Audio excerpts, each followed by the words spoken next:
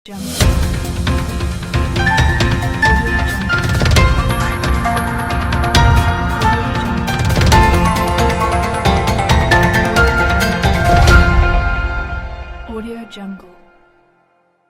नमस्कार.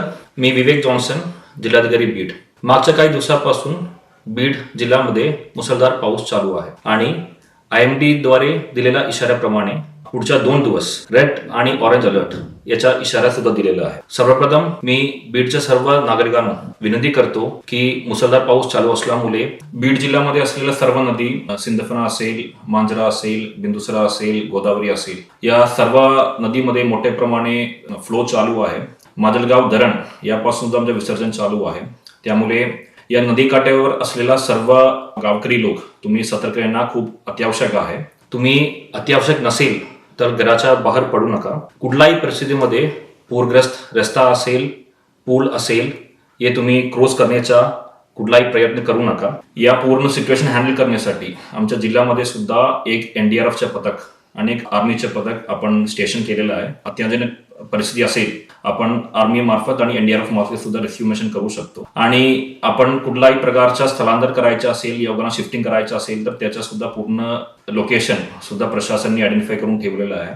तुम्हाला स्थलांतर केल्या ठिकाणामध्ये सुद्धा सर्व सोयी सुविधा करण्यासाठी स्थानिक पातळीच्या प्रशासनाला सुद्धा सूचना दिलेल्या आहे.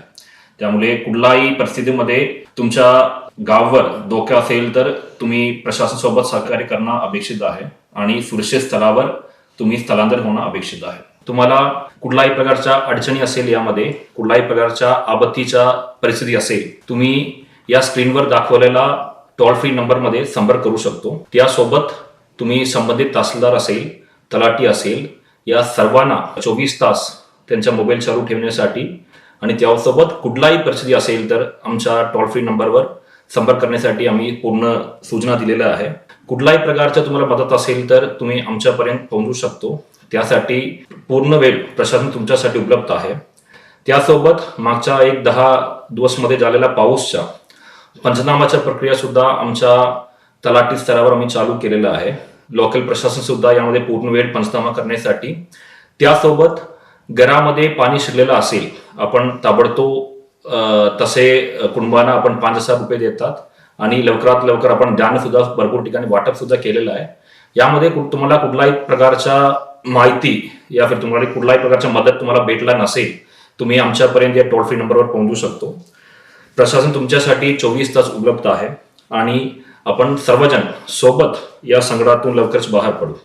सर्वांना परत एकदा सहकार्य करण्यासाठी विनंती करतो आणि कुठलाही मदत पाहिजे असेल तर तुम्ही प्रशासनपर्यंत पोहोचू शकतो. धन्यवाद.